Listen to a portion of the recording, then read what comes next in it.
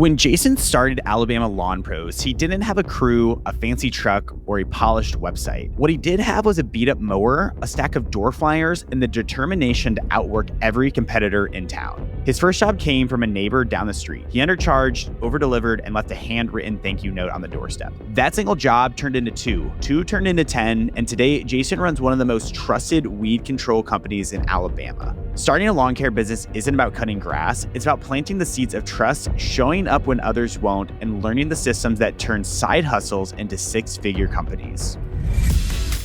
I'm Ryan Atkinson, and you're listening to Helpful Podcast, where we uncover the secrets of building and running successful businesses. So Jason, thank you so much for being here. And I appreciate that, Ryan. I think I'm going to set your intro as my ringtone or something. I mean, if I woke up to that every morning, I'd be ready to dominate every day.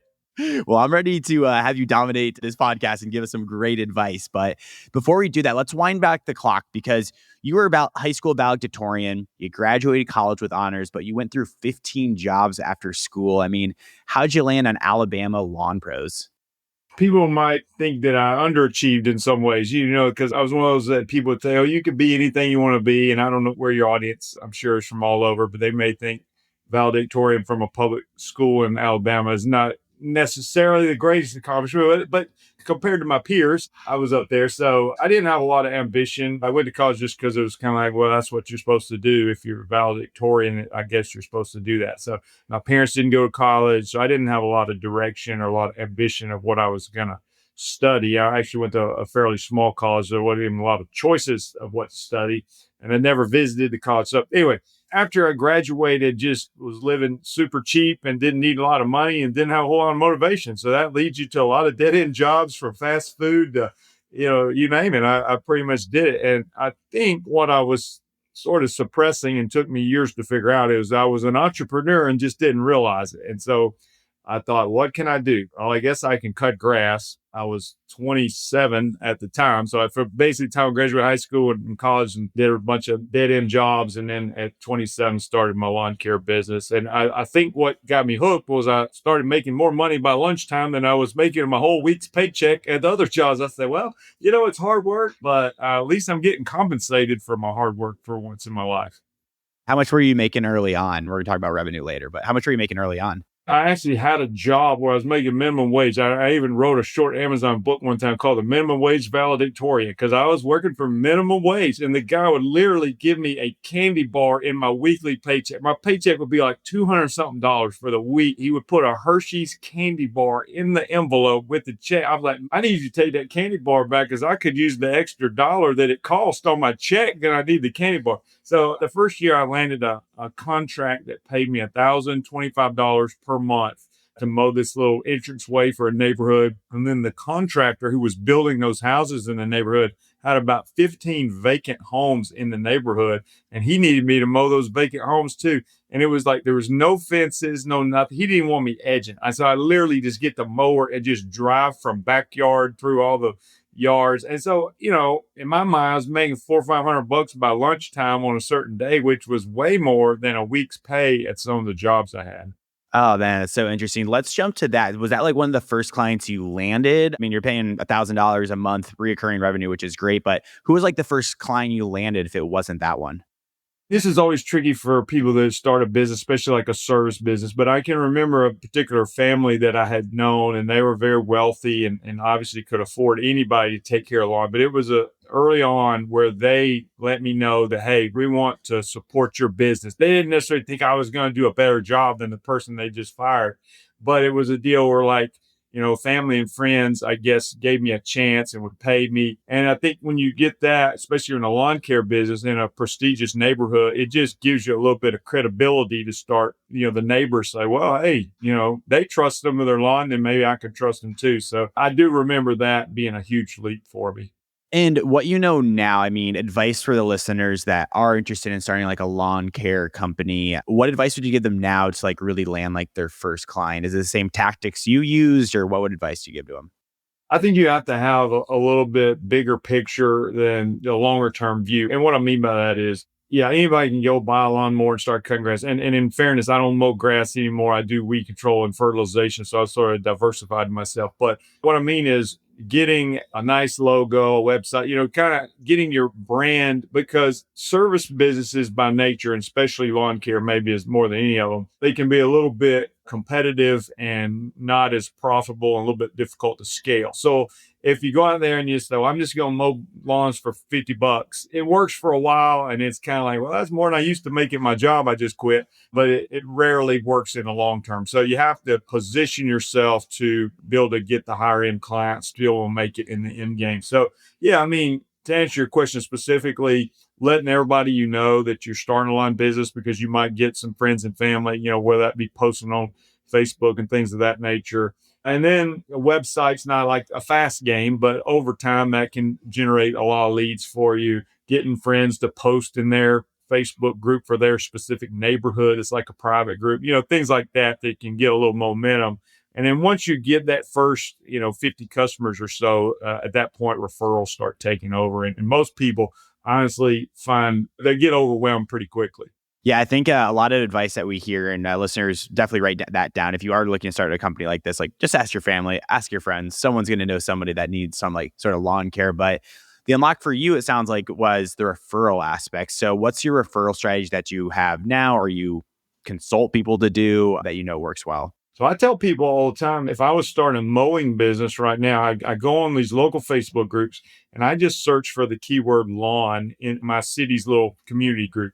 Lawn, Lawn, if you can't understand my accent. And you look and so-and-so's looking for somebody to mow their lawn, and I don't post on there. I just click and I read all the comments. And what I find is, 60 companies that have been recommended to mow the lawn, or maybe 30 or whatever it is. And I start contacting all those people who don't even have websites all the time. So little mom and pop mowing businesses. This was me doing weed control. So I was contacting those mowing people and saying, hey, I'm Jason. I'm new to town. I just started Alabama Lawn Pros, and I didn't know if you had somebody you're currently sending your weed control customers to. And a lot of them would say, no, we don't. We send them to the big company down the road, but we'd love to support you. And in turn, I can support them some way, whether that be spraying their yard for free or, and if I was mowing, I would just do the opposite. I would contact all the mom and pop weed control companies, because they're constantly being asked, who do you recommend to mow my grass? And then the others ask, who do you recommend for the weed control and fertilization for my lawn?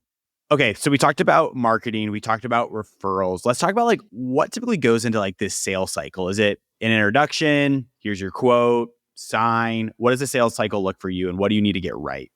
Yeah, for me, weed control and fertilization now, but it's not much different from mowing. I mean, obviously, you got to generate the lead first, whether that be a referral or whether that be ranking well on Google. And of course, there's a lot of things going that from SEO to getting reviews online. So once they get the call, okay, that's what I want. In lawn care in particular, I find that it is sort of the early bird gets the worm. So I want to be as fast as I can to respond. I mean, I got somebody sent me an online quote on a Friday afternoon, and I called them back Monday morning. That's too late. They need somebody responding, because when they're calling, like, they're mad at the person they're firing, and they're like, we need to change now.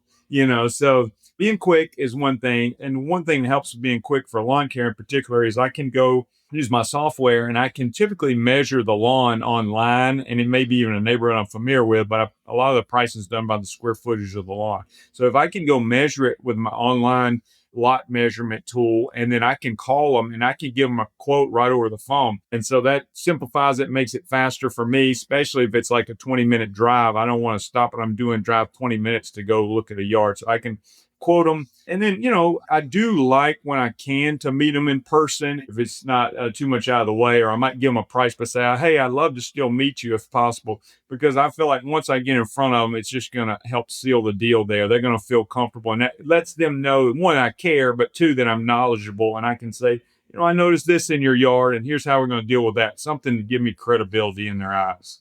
Anytime you can get actually in front of the client, it's huge, because that just builds credibility. It's just different than being over like a computer. You're actually like human to human. I feel like that adds like a whole lot to it there. Most people spend months, sometimes years, just thinking about starting a business. But what if you could do it in just 10 days? That's exactly what the 10-day business launch plan is designed for. It's a step-by-step roadmap that takes you from idea to real operational business in just 10 days. Click the link in the description below and get ready with your business. I do want to ask about pricing. How do you price this now? What would you recommend to people?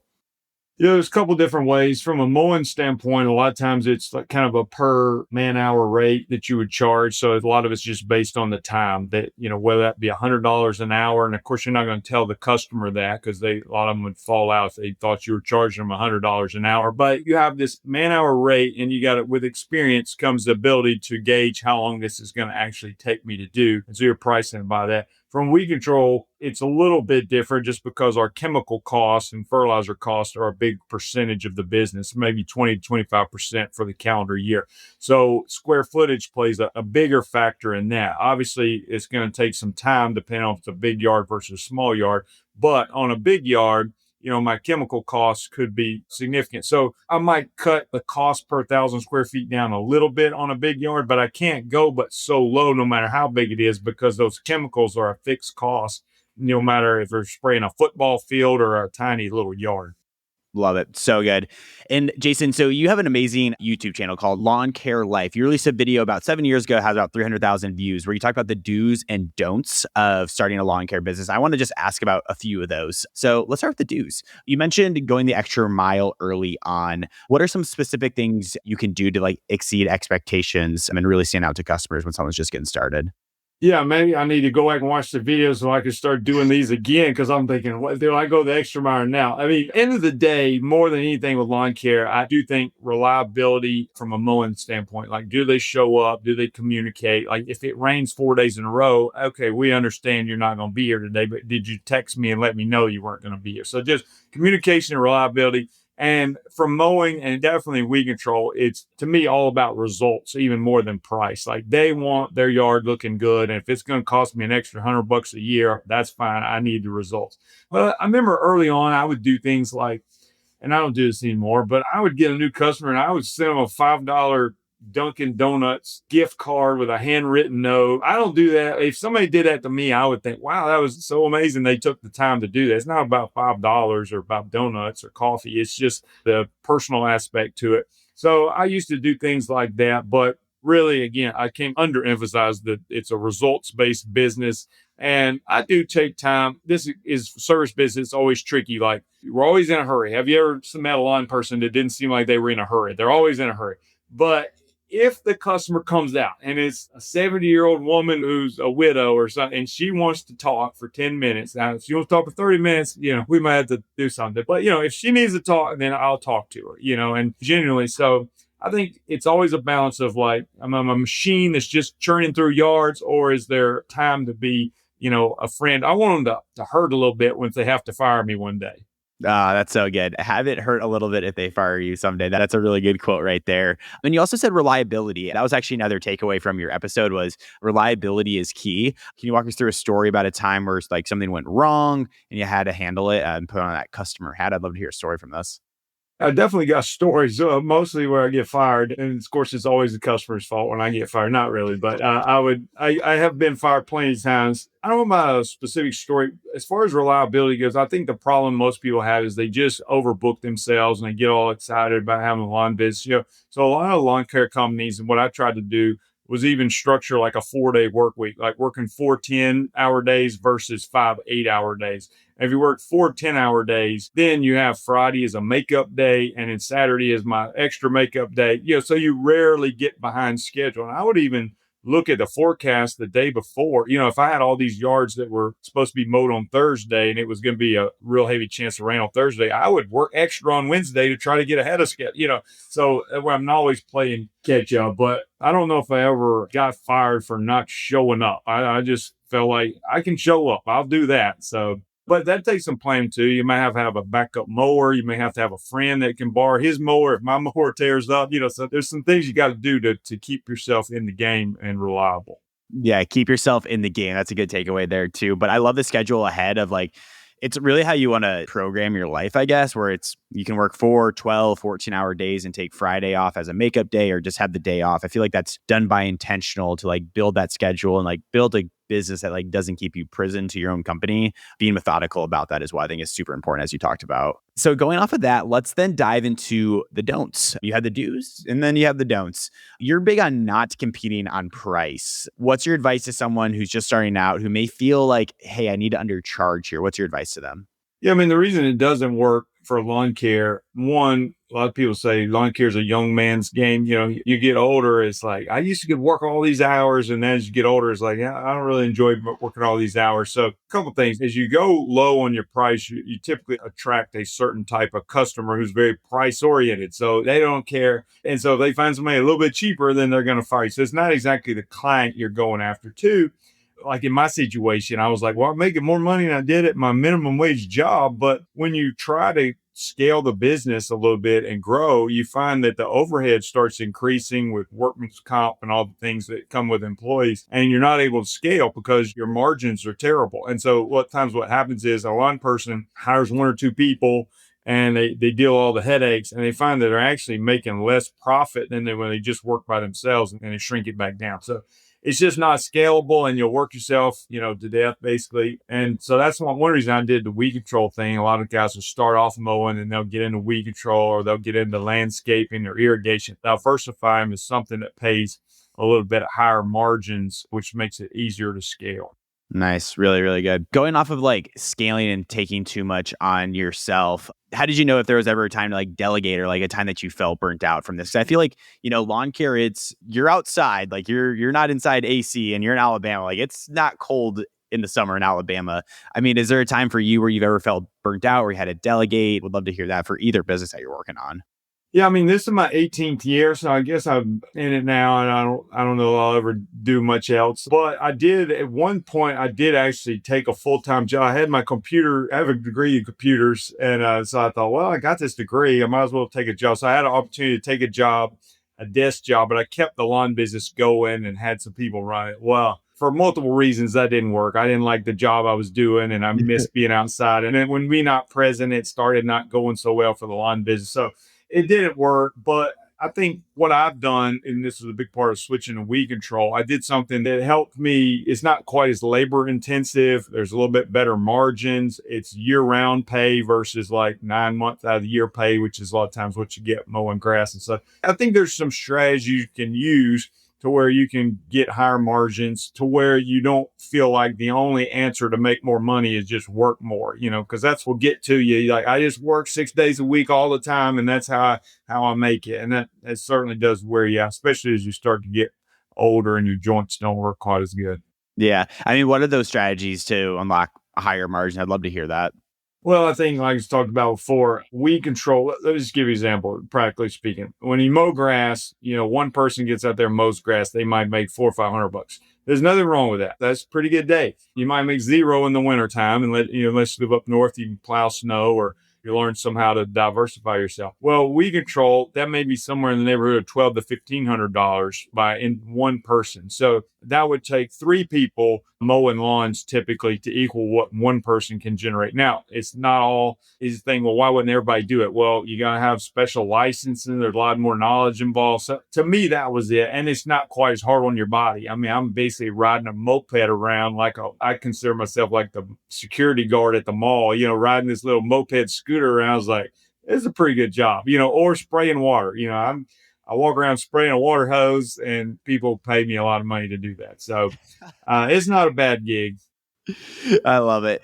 Talking about the gig as well, in the same YouTube video, we're not done with this YouTube video, by the way. You talked about the little stuff mattering, like uniforms, clean chucks, branding. You talked about branding before. What's like one small change that you've made that has made a big impact on your business, weed or lawn care? Well, I think getting a website and taking the SEO serious, I get the referrals, but it kind of put the lead machine on autopilot for me. And I have a company that does it for me. So I get Google Leads and I don't have to do anything. So that keeps that going. I think taking my branding serious, for instance, lawn care companies, especially ones that do chemical applications, use big yard signs, not like big politician yard signs, but they're like die cut shaped little signs or little square signs that says, today your lawn was treated. Well, we pay a very good company to make really nice signs. They're bright colored, hold up in the weather. Mine is actually my logo here. You can't see it on audio, but I've got a chameleon eating a dandelion with my logo. And so, it sticks out. And when somebody comes home and takes their dog on a walk around the neighborhood and they see 25 of my signs in the yard because I was in that neighborhood that day. And I said, wow, 25 of my neighbors are using Alabama Lawn Pro. And it's not a little square cardboard sign that the first morning when the dew hits it folds over like a cheap suit, So it just makes the difference of like quality presentation. And I show up with the same logo on my shirt and I sound halfway intelligent. It's like, yeah, that's the guy I'm going to trust my lawn to. Yeah, I feel like a lot of home service based companies, the ones that are doing really well, like yours, for example, they always hit on like having really good branding because a lot of companies, I mean, correct me if I'm wrong here, like some of these companies just don't have good brand. They don't even have websites. So even having a website's a great way to diversify, but also like having the good branding, having the cool outdoor signs is a great way to like stand out from your competition, as you've talked about. One of the things I love about that too, we were talking about the lawn care business. So like the marketing in lawn care is so bad usually that if you just do anything, you're like middle of the road, so it's like, we're not trying to compete against a bunch of, young techie people that have all this stuff nailed. You're talking about people that just get a magnet and slap it on the side of their white truck, says, we call them Chuck in the truck, so we're competing against Chuck in the truck. And like, you don't have to do a lot to stand out in our industry. That's what I love the opportunity with like all home service based companies. I think it's such a good opportunity. Let's talk about the last segment here and like data. Data is super important. I'd love to hear like what metrics were you tracking early on, like really help you guys grow? Was it just purely revenue numbers? Were you guys tracking other stuff? Would love to hear that.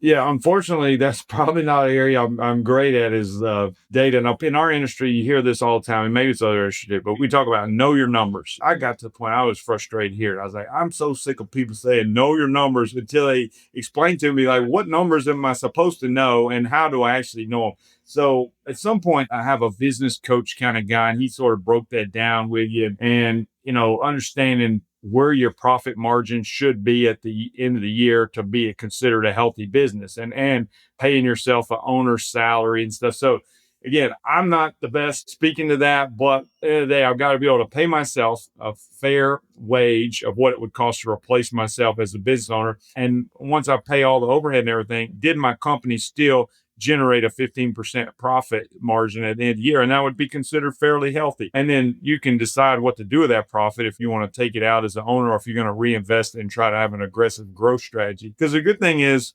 especially weed control and fertilization businesses, and I was talking to somebody the other day, now this will be a successful business for sure. But if you can generate $1 million a year in profit, which again would be an accomplishment for sure, but you can maybe command 7 to 8 times that when you sell your business. And that's a reasonable goal. It's not something that can't happen in this industry, and you get offers to buy our businesses all the time. But once you hit that $1 million mark, supposedly the multiple you can command for your business goes way up.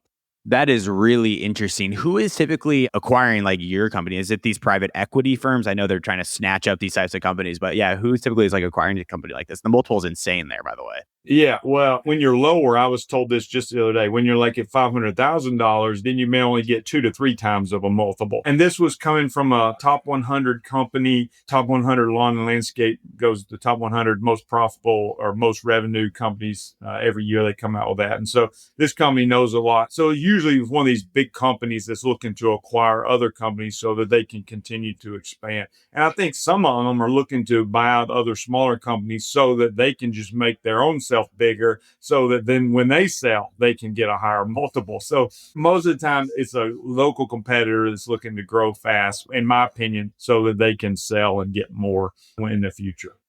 Super, super good. Well, Jason, this has been amazing so far. Let's dive into our Fan Blitz questions. These are questions submitted from our community. Listeners, if you want to join in on world-class entrepreneurs, go to www.youtube.com/upflip and submit your questions there. But Jason, ready for our last 5 questions here? Yeah, go ahead. Number 1, what's the one tool you can't live without on a job site? Well, from weed control and fertilization, I mean, I've got to have something that sprays water. I mean, it could be a ride-on machine, it could be a tank spray, it could be a backpack sprayer, but I have to have some way to get water onto that lawn. Love it. Would you rather mow at sunrise or mow at sunset? Depends on it's my own house. I have a big yard, and when I'm at home, I'll get out there at 5:30 in the morning because I don't like Alabama heat, and it's still kind of muggy at sunset. But on a customer's line, I prefer sunset if possible. I don't want to wake them up. And 2, when the grass is wet, it clumps up really bad. What's the weirdest thing a customer has ever asked you to do? I remember going in his lawyer's house, had plenty of money. The husband was a lawyer. The wife was at home. She's like, can you hang pictures on my wall? And it's because her husband was like 5'4" or something. He couldn't reach it, and I guess he's scared of ladders or something. So I was like, a picture hanger or a grass cutter. But I think he ended up doing it anyway. I love it. Favorite pump up song before a long day of work? Man, I don't even listen to music hardly at all. So I listen to sports radio. We were talking football off air. So I'm just like all the other Alabama people. We like football. And so I listen to old retired quarterbacks talk about how good our team's going to be this year. Oh, that's so good. Last one for you then. If you could instantly master one new skill in your business, what would it be? Probably become a marketing genius. I haven't quite nailed down like Facebook ads, Google ads, because I think if I could learn how to grow a business aggressively, maybe I could command that 7 to 8 multiple one day in the future. Love it. Well, Jason, thank you so much for being here today. Appreciate all the time. If someone's like, holy smokes, I need to learn more about Jason, connect with him, where can they do so at? Yeah, I'm mostly on YouTube, Lawn Care Life, or Instagram. You can find me there. I've been on YouTube for 14 years. And then over at lawncarelife.com is where I have different resources, whether it be for a homeowner wanting to have a great looking lawn or for somebody wanting to do weed control and fertilization like me. There's a coaching program that's available there. Listeners, that was a great episode with Jason. 3 quick takeaways for you. Number one, in this industry, you have to be quick with sales. If someone comes in with an inbound message saying they're interested, you have to strike fast. You can't afford to wait a day or 2 days, as we learned from Jason's example. 2, schedule ahead. And this takes some thoughts about what do you want this business to look like? What do you want your schedule to look like? Your lifestyle to look like? You really have to think about that before you start scheduling out your week. And then 3, branding is a great way to stand out. As all successful home service companies will say, you need to have good branding, have that website, invest in SEO, and that's a great way to stand out. So great episode with Jason Creel. Make sure to give us a like and give us a 5-star rating wherever you are listening to your podcast. It helps us get more amazing entrepreneurs like Jason on the show, and we'll see you on the next episode. Jason, thank you so much for your time today. Enjoyed it, Ryan. Thanks a lot for having me.